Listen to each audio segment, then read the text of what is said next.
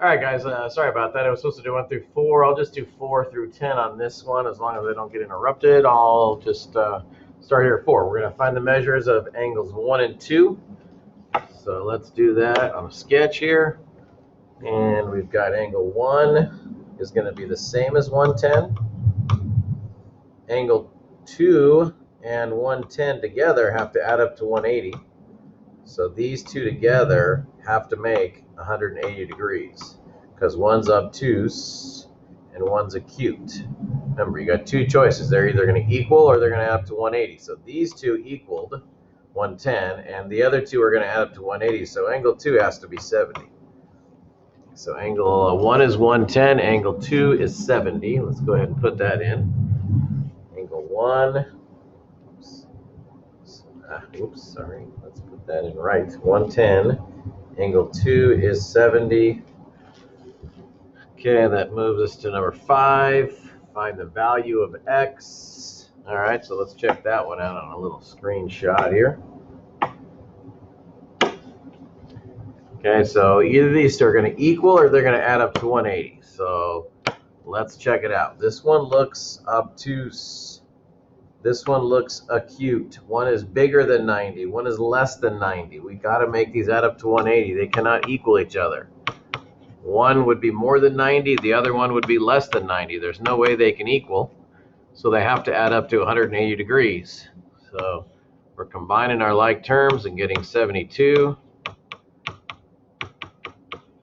And then we're subtracting 72 on both sides. We're getting 6x equals 108, and then we're dividing by 6. So we're getting x equals 18. X is 18. 18 times 6 should be 108. So 18 times 6 is 108. So that is correct. Okay, so this number in here is 18. Oops, 18. There we go. Okay, number 6, find the value that makes them parallel. Okay, so let's see what's going to make them parallel. We're going to see, is it equaling them going to make them parallel, or is adding them up to 180 going to make them parallel? That's obtuse. That's really big. This is really small. They're going to add up to 180 again. Okay, 15x plus 10, not equals, plus 6x plus 2 equals 180. I got to take this first angle, which that didn't look very good, so let me fix that. 15x plus 10. Take that first angle, add it to the second angle, make it equal 180. So 15x and 6x is 21x. 10 plus 2 is 12. You're going to subtract 12. 21x is 168. Divide by 21. I'm thinking x is going to equal 8 there. 8 times 21 is 168. So your answer to that x is 8. You have to make those add up to 180. They are not equal. One is obtuse, one is acute. If x was 8, if you plug 8 into that x and into that x, then these two lines would be parallel. You would have to put the parallel arrows on there. So that one had to be 8. Okay, number 7. Is there enough information to prove that A and B are parallel? Okay, A and B have corresponding angles congruent.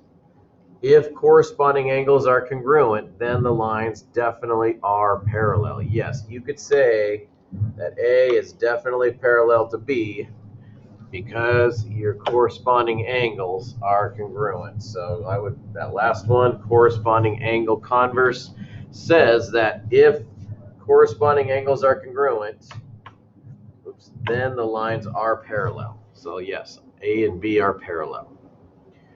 Okay, moving on to 8. In the diagram, they're telling you that A is parallel to B. And they're telling you that B is parallel to C. So this is one of those ones that's similar to transitive. We got A is parallel to B, we got C is also parallel to B. So if I put A is parallel to B, one arrowhead on A and one arrowhead on B because I know they're parallel. And if I know B is parallel to C, then I can put one arrowhead on C also. That means A and C are also parallel. They have one arrow. We want to find the measure of angle 1, which is obtuse. 80 is acute. So they're either going to equal or they're going to add up to 180, and those do not equal. One is obtuse and one is acute. So they are not equal angles. They are going to add up to 180. Angle 1 must be 100 because 100 plus 80 is going to give you your 180. Number 9, you're constructing a line perpendicular to M through point P, which is not on the line. Which of the following is not a necessary step? Okay, what is not a necessary step? So the next step we would do on this construction, which we already have done, is steps in our construction 6 when we were doing our constructions, is we would put a point on this line somewhere. Okay, and then we would draw a line through those. That's not pretty, but let me try again. Okay, and then we would put a compass right here and make an arc. Put a compass here and make the same arc. Okay, we would measure. It says, let's see, place a compass at point P and draw an arc that intersects the line twice.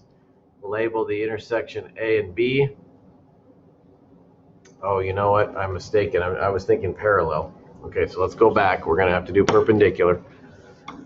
Sorry about that, guys. Sorry. Okay, so yes, the first thing you do want to do when you're trying to make a perpendicular is put the compass on P and draw an arc like that. So yeah, place a compass and draw an arc that intersects a line twice. That is correct. Okay, we want which one is not perpendicular point P, which is not on line M. Okay, which of the following is not a necessary step? So draw two arcs the same radius using A and B. Okay, A and B, we want to use two arcs. One from B, we need to do an arc from A. That is correct. Those two are correct steps. Draw an arc with center Q. Okay, we don't have a Q anywhere. Oh, center Q is this one right here. This point is point Q. Okay, we don't need any more arcs. Once you've got that, you're just going to connect P and Q. So then it would be that. So this is the one that is not needed. Okay, that's a perpendicular one. We did that construction already as well. So you're going to make your one arc and then the 2 points and then the other two arcs. Number 10, the endpoints of a directed line segment are AB are A and B. Find the coordinates of P. All right, so this is the one that we've been working on. I even did it today in class. So we'll do this last one, and then I'll stop this video. Okay, we want to draw, I would draw a little X and Y axis. And you'd plot those 2 points. -4, 2. That's point A. B is 5, 8. 5, 8, not -8, 5, 8.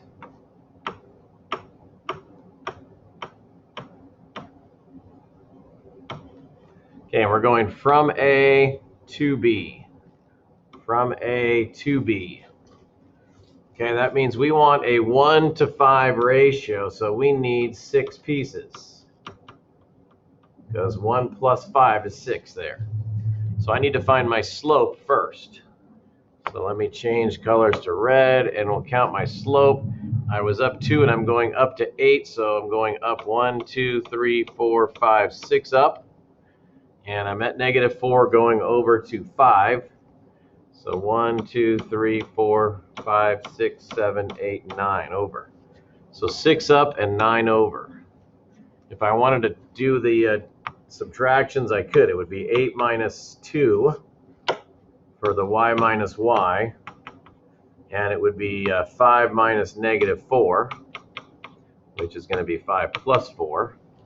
So it's going up 6 and it's going over 9. That's your slope, and you want to break it into 6 pieces.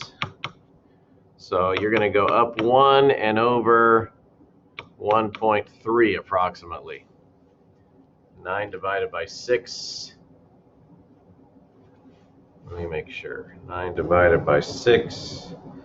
9 divided by 6. Oh, it's 1.5. Sorry. I knew that didn't look right. 1.5. There you go. So you're going up 1, you're going over 1.5.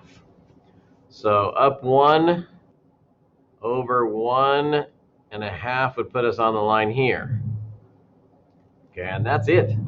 You're done. Because you need a 1 to 5 ratio. You just need one spot. So from point A, which is your point -4, 2, I need to go up 1. That's going to be a 1 to the y-axis. This is my y-axis. It's my x-axis. I need to add 1.5 to the x-axis. So my point P is going to be a -2.5 and a 3. Because when I combine a -4 and a 1.5, I get -2.5 and I get a 3. So let's check that out, make sure it looks good.